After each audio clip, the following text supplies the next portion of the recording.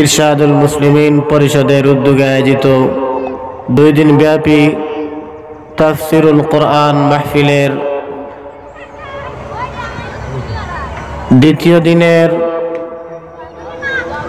দ্বিতীয় অধিবেশনের শেষ পর্যায়ে মাগরিবের পূর্বে আসরের পর এই সময়টা অত্যন্ত গুরুত্বপূর্ণ মোবারক সময়, মকবুলিয়তের সময়।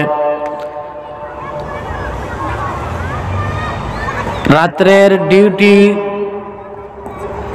ফেরেশতারা জমিনের মধ্যে অবতরণ করার সময়, দিনের ডিউটিকারী ফেরেশতারা জমিন থেকে আকাশের দিকে প্রস্থানের সময় আল্লাহ রাব্বুল আলামিনের কাছে রিপোর্ট নিয়ে তারা পেশ করবেন।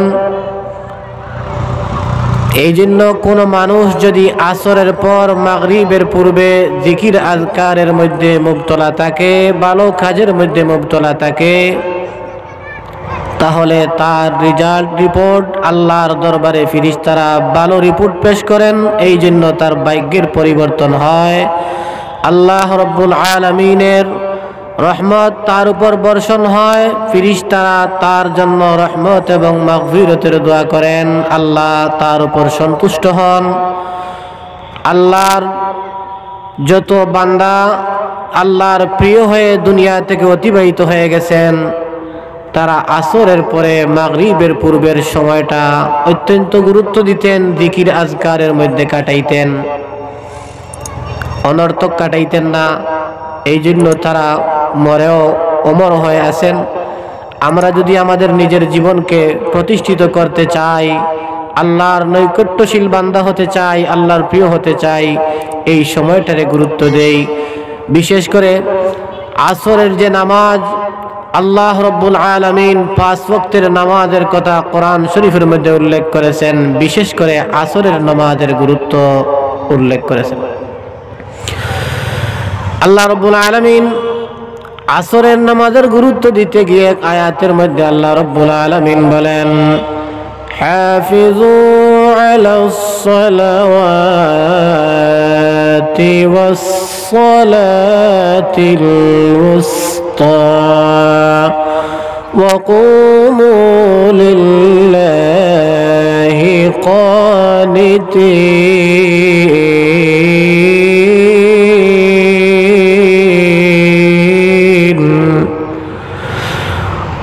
তোমরা 5 ওয়াক্তের নামাজের হেফাজত করবে, অর্থাৎ গুরুত্ব সহকারে আদায় করবে। বিশেষ করে আসরের নামাজকে গুরুত্ব দিবে, কারণ এই সময় দুনিয়ার মশগুলিয়তের টাইম, দুনিয়ার মধ্যে মানুষ বিভিন্ন ঝামেলার মধ্যে এই সময় থাকে। এই জন্য আল্লাহ রাব্বুল আলামিন হাফিজু আলাস সালাওয়াত, সালাওয়াতের অর্থ হলো নামাজগুলা, অর্থাৎ 5 ওয়াক্তের নামাজ। এই সালাওয়াতের ভিতরে আসরের নামাজও ঢুকে গেছে, কিন্তু এরপরেও আল্লাহ ওয়াসসালাতিল উসতা, আসরের নামাজের কথা আলাদাভাবে কেন বর্ণনা করলেন? গুরুত্ব বোঝানোর জন্য। ওয়াসসালাতুল উসতা দ্বারা জমহুরে মুফাসসিরিনে কেরামদের মত হলো আসরের নামাজ উদ্দেশ্য। এখানে সালাতে উসতা দ্বারা আসরের নামাজ উদ্দেশ্য। তার আরেকটি প্রমাণ মুওয়াত্তা মালিক একটা হাদিসের কিতাব। ওই কিতাবের 17 নম্বর পৃষ্ঠার মধ্যে হযরত আয়েশা সিদ্দিকা রাদিয়াল্লাহু আনহা থেকে একটি riwayat। হযরত আয়েশা সিদ্দিকা রাদিয়াল্লাহু আনহা একজন সাহাবী যায়েদ ইবনে সাবিত রাদিয়াল্লাহু আনহুর মাধ্যমে কোরআন লিখাইতেছিলেন। হযরত আয়েশা সিদ্দিকা রাদিয়াল্লাহু আনহা মহিলা সাহাবিয়াদের মধ্যে অত্যন্ত ফকিহ, অত্যন্ত বুদ্ধিমান, অত্যন্ত আকলওয়ালা, মাসআলা বুঝনেওয়ালি এবং অত্যন্ত পারদর্শী ছিলেন। হযরত আয়েশা সিদ্দিকা রাদিয়াল্লাহু আনহার মাধ্যমে দ্বীনের যত উপকার হয়েছে, মহিলাদের মধ্যে আর কারোর মাধ্যমে এত উপকার হয়নি। অনেক সাহাবীরা কোরআন বোঝার জন্য, দ্বীনের মাসআলা বোঝার জন্য জটিল সমস্যার সমাধান আয়েশা সিদ্দিকা রাদিয়াল্লাহু আনহাকে জিজ্ঞাসা করে সমাধান করতেন। আয়েশা সিদ্দিকা রাদিয়াল্লাহু আনহা হযরত যায়েদ ইবনে সাবিতকে বললেন, তুমি কোরআন লিখতে থাকো, যখন তুমি হাফিজু আলাস সালাওয়াত এই আয়াতের মধ্যে যখন তুমি পৌঁছবে আমাকে তুমি সংবাদ দিবে, আমাকে জানাবে। হযরত যায়েদ ইবনে সাবিত রাদিয়াল্লাহু আনহু বললেন, মা আমি তো এখন এই আয়াত লিখার সময় হয়ে গেছে, হাফিজু আলাস সালাওয়াত ওয়াস সালাতিল উসতা, এই আয়াত লিখার সময় হয়ে গেছে। হযরত আয়েশা সিদ্দিকা রাদিয়াল্লাহু আনহা বললেন, হে যায়েদ ইবনে সাবিত তুমি লিখো, হাফিজু আলাস সালাওয়াতি ওয়াস সালাতিল উসতা ওয়া সালাতিল আসরি। এখানে আরবি গ্রামারের একটা নিয়ম আছে, আতফ হলো একটি আতফের নাম হলো আতফে তাফসীরি। ওয়া সালাতিল আসরির দ্বারা হযরত আয়েশা সিদ্দিকা রাদিয়াল্লাহু আনহা ওয়াস সালাতিল উসতার ব্যাখ্যা করতেছেন, বুঝাইতেছেন আল্লাহ রাব্বুল আলামিন ওয়াস সালাতিল উসতা দ্বারা আসরের নামাজ বুঝাইয়েছেন। আসরের নামাজ অত্যন্ত গুরুত্বপূর্ণ। অনেক মানুষ দুনিয়ার ঝামেলায় পড়ে এই নামাজকে জলাঞ্জলি দিয়ে বসে। যাই হোক, আমি যে কোরআনে কারীমের সূরা নাজিআতের 2টি আয়াত তিলাওয়াত করেছিলাম, এই 2টা আয়াতের আলোকে আমার সংক্ষিপ্ত আলোচনা শেষ করব। আপনারা যারা বিভিন্ন ব্যস্ততার মধ্যে আছেন, মাগরিবের নামাজের সময় নিকটবর্তী হইতেছে, প্রস্তুতি নেন, মাহফিলের মধ্যে শরীক হওয়ার চেষ্টা করেন। যদি বলেন আযান শোনার পরে প্রস্তুতি নিব, তাহলে হয়তো 1 রাকাত 2 রাকাত চলে যেতে পারে। এই জন্য পূর্ব থেকে মাগরিবের নামাজের প্রস্তুতি নিতে হয়, কারণ সময় স্বল্প থাকে। আল্লাহ রাব্বুল আলামিন সূরা নাজিআতের মধ্যে বলেন, ফাআম্মা মান তাগা ওয়া আযারাল হায়াতাদ দুনিয়া ফাইন্নাল জাহিমা হিয়াল মাআওয়া। এর আগে আল্লাহ রাব্বুল আলামিন এই আয়াতের পূর্বে অনেক আলোচনা করেছেন, বিভিন্ন জিনিসের শপথ করেছেন। পরবর্তীতে যেই কথাটা বলবেন এই কথাটা গুরুত্বপূর্ণ, উহা বোঝানোর জন্য আল্লাহ রাব্বুল আলামিন ওয়ান্নাজিআতি গারকান ওয়ান্নাশিতাতি নাশতা ওয়াসসাবিহাতি সাবহান ফাসসাবিকাতি সাবকা। এইভাবে গুরুত্বপূর্ণ কয়েকটি জিনিসের কসম করেছেন। কসম করে কি বলতে চাচ্ছেন? এই আয়াতের মধ্যে আল্লাহ রাব্বুল আলামিন সংক্ষিপ্তভাবে জান্নাতি এবং জাহান্নামীদের পরিচয় উল্লেখ করতেছেন। প্রথমে আল্লাহ রাব্বুল আলামিন জাহান্নামীদের কথা, জাহান্নামীদের পরিচয় আমি যে আয়াত তিলাওয়াত করেছি প্রথমে, সেই আয়াতের মধ্যে আল্লাহ রাব্বুল আলামিন সংক্ষিপ্তভাবে জাহান্নামীদের পরিচয় দিতেছেন। ফাম্মা মান তাগা, অতএব যারা সরকশি করে, যারা সরকশ, যারা নাফরমান, আল্লাহর বিধিবিধান যারা মানে না, আল্লাহর হুকুম আহকাম মেনে চলে না, আল্লাহ যে আদেশ করেছেন কোরআনের মধ্যে সেই আদেশ মানে না, আল্লাহ যে নিষেধ করেছেন কোরআনের মধ্যে সেই নিষেধ মানে না, নিজের মনে যা চায় তাই করে, সরকশ করে, সরকশ, অত্যন্ত নাফরমান, আল্লাহর বিধিবিধান লঙ্ঘন করে চলে, বেপরোয়া চলাফেরা করে। ওয়া আসারাল হায়াতাদ দুনিয়া, দুনিয়ার জীবনকে আখিরাতের জীবনের উপর প্রাধান্য দেয়। যেমন বলে এই দুনিয়াটা মস্ত বড়, খাওয়া দাওয়া পূর্তি করো, আগামীকাল বাঁচবে কিনা তুমি বলতে পারো, এরকম কথা বলে মানুষদেরকে গোমরা করে। তারা মনে করে দুনিয়ার মধ্যে যা পাইব তা খাইব, হালাল হারামের কোনো বাস বিচার নাই। নাউযুবিল্লাহ। আগে পেট ভরব, তারপরে মরণের পরে যা হয় হবে। আগে খাইয়া মরব। পেটকে অগ্রাধিকার দে, নিজের স্বার্থকে অগ্রাধিকার দে, দুনিয়ার জীবনকে আখিরাতের জীবনের উপর প্রাধান্য দে।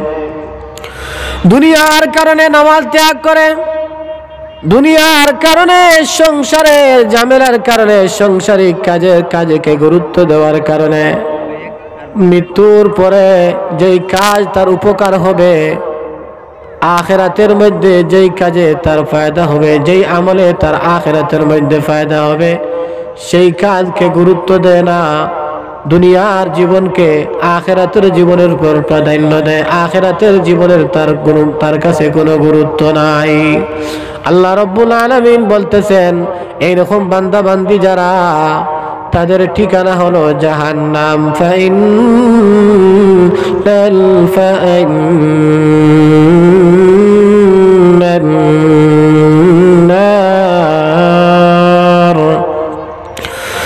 فأما من طغى وآثر الحياة الدنيا فإن الجحيم هي المأوى।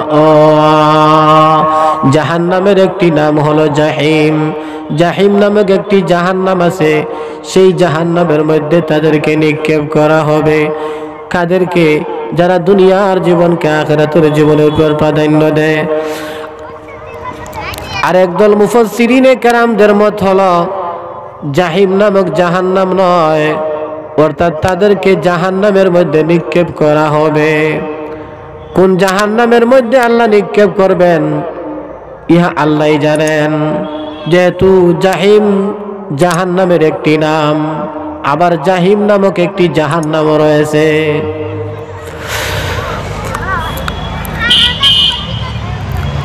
এরপরে আল্লাহ রাব্বুল আলামিন জান্নাতীদের, এরপরের আয়াতের মধ্যে জান্নাতীদের আলোচনা করতেছেন সংক্ষিপ্তভাবে। কোরআনে কারীমের একটি নিয়ম হলো, যেই জায়গার মধ্যে জান্নাতীদের আলোচনা করা হয় সাথে সাথে জাহান্নামীদের আলোচনা করা হয়।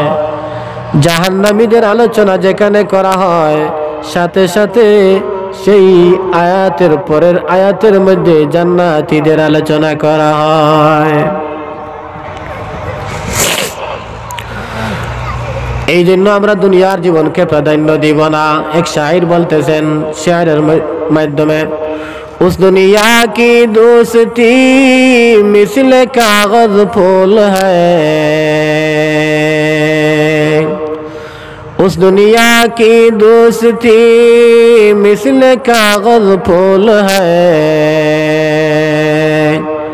देखने में खुशनुमा है वो मगर कुछ भी नहीं। এই দুনিয়ার মোহাব্বত হলো একটি কাগজের ফুলের মতো, তার দৃষ্টান্ত। দুনিয়া তার দেখতে সুন্দর, কিন্তু তার বিতর্গত অবস্থা খারাপ। হাদিসের মধ্যে রয়েছে, আল্লাহর নবী সাল্লাল্লাহু আলাইহি ওয়াসাল্লাম হাদিস শরীফের মধ্যে ইরশাদ করেন, আদ-দুনিয়া জিফাতুন, দুনিয়া হলো একটা মৃত প্রাণীর মতো, ওয়া তালিবুহা কিলাব, দুনিয়াদার যারা দুনিয়ার জীবনকে প্রাধান্য দেয়, সব সময় দুনিয়ার দান্দা, আল্লাহ ভুলে গেছে, মৃত্যুকে ভুলে গেছে, আখিরাতকে ভুলে গেছে, তারা দুনিয়ার কুকুর। কেন কুকুর বললেন? হাদিসের ব্যাখ্যাকারী মুহাদ্দিসিনে কেরাম বললেন, দুনিয়ার দান্দা যাদের মধ্যে রয়েছে তাদেরকে দুনিয়ার কুকুর কেন বলা হলো?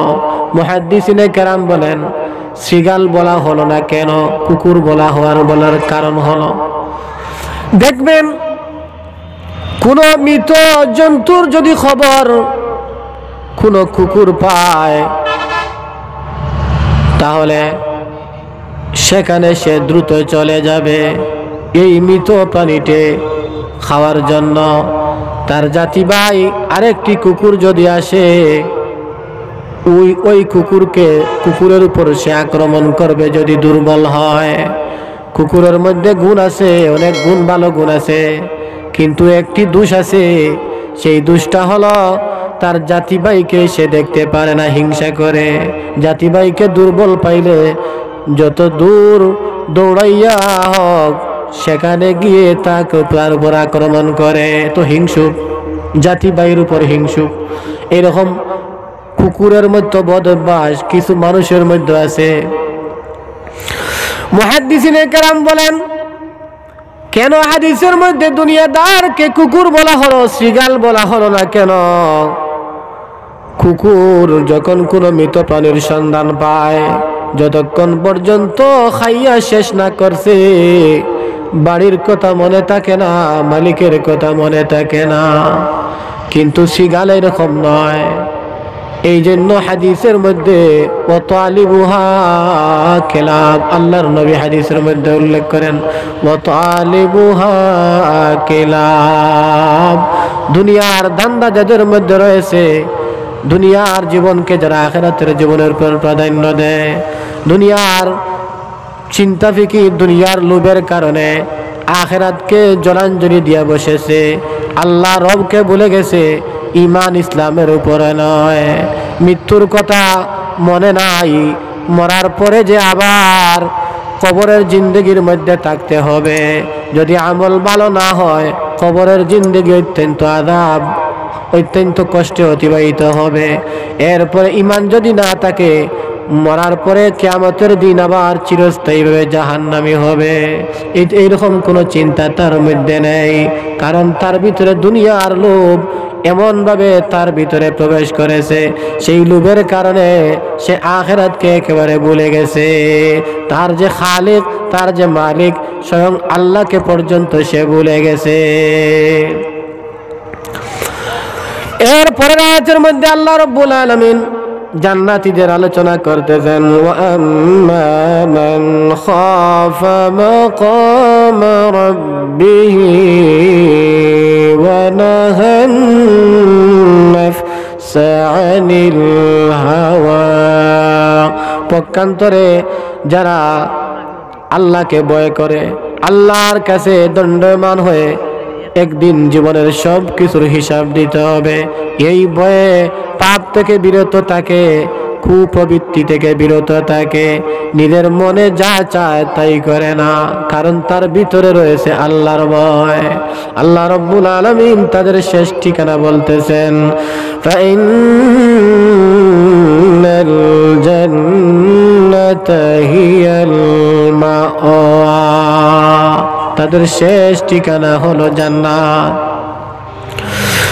যেমন হযরত ওমর ইবনে খাত্তাব রাদিয়াল্লাহু আনহুর যুগে একজন মহিলা উনার মেয়েকে বলল, তারা দুধের ব্যবসা করত, দুধ বিক্রি করত, গোয়ালনি বলা হয় তাদেরকে। মেয়েকে বলল মা, আজকে আমাদের গাবি দুধ কত সের দিয়েছে? 1 সের। তুমি এক কাজ করো, আর 1 সের পানি মিশ্রিত করে দুধ 2 সের বানাইয়া দাও, তাহলে আমরা যখন বিক্রি করব 2 সের দুধের টাকা পাবো। মেয়ে বলল, মা আমি কখনোই কাজ করব না, কারণ আমি যদি দুধের মধ্যে পানি মিশ্রণ করি, তাহলে আমি দুধের মধ্যে পানি মিশ্রণ করিয়া যদি বিক্রি করি, তাহলে আমি দিব তাকে পানি, আবার লইব দুধের টাকা, ইহা দুকা হয়ে যাবে। আল্লাহর নবী হাদিসের মধ্যে ইরশাদ করেন, মান গাশশা ফালাইসা মিন্নি, ওয়া ফি riwayatin মান গাশশা ফালাইসা মিন্না। মুসলিম শরীফের 42 নম্বর পৃষ্ঠার মধ্যে এই হাদিসটা রয়েছে। আল্লাহর নবী বলেন, যে দুকা দেয় সে আমার উম্মতের মধ্যে নয়। ওই মহিলা বলল, আমার মেয়ে কত বোকা, এখানে গভীর রাত্রে কি কেউ দেখতেছে? এখানে গভীর রাত্রে তো কেউ দেখতেছে না, তুমি দুধের মধ্যে কেন পানি মিশ্রণ করো না? মেয়ে বলল, মা দুধের মধ্যে পানি মিশ্রণ করবে, যেই জায়গার মধ্যে করবে আল্লাহ দেখবেন। আমি তো আল্লাহকে ভয় করি, দুঃখা যদি দেই আল্লাহর কাছে আমি কিভাবে মুখ দেখাবো? আমি আল্লাহর ভয় থাকার কারণে আমি দুধের মধ্যে পানি দিতে পারবো না। দুধের মধ্যে পানি দিয়ে দুধ বলে বিক্রি করাটা ধোঁকা। কিন্তু কোনো ফ্যামিলির মধ্যে কেহ যদি দুধের মধ্যে পানি মিশ্রণ করে খাওয়ার জন্য কোনো অসুবিধা নেই, কিন্তু বিক্রি করতে হলে না যায়। নিজে খাইতে গিয়ে যদি 100 দুধকে 500 দুধ বানায় কোনো অসুবিধা নাই, কিন্তু বিক্রি করতে গিয়া যদি দুধের মধ্যে পানি মিশ্রণ করে দুধ বাড়াইবার নিয়তে, বেশি টাকা উপার্জনের নিয়তে যদি দুধের মধ্যে পানি মিশ্রণ করে, তাহলে উহা না যায়, হারাম হয়ে যায়। মহিলা আল্লাহর ভয়ের কারণে মিশ্রণ করে নাই, তাকওয়া পরহেজগারির কারণে ওই মহিলার ভিতরে তাকওয়া পরহেজগারি পাওয়া গেছে। এই জন্য ওমর ইবনে খাত্তাব রাদিয়াল্লাহু আনহু ওই মহিলাকে ডেকে তিনি দরবারে নিলেন, নিয়ে ওনার ছেলেকে বিয়ে দেওয়ার জন্য, ওই মহিলার মেয়ের সাথে বিয়ে দেওয়ার জন্য প্রস্তাব করলেন।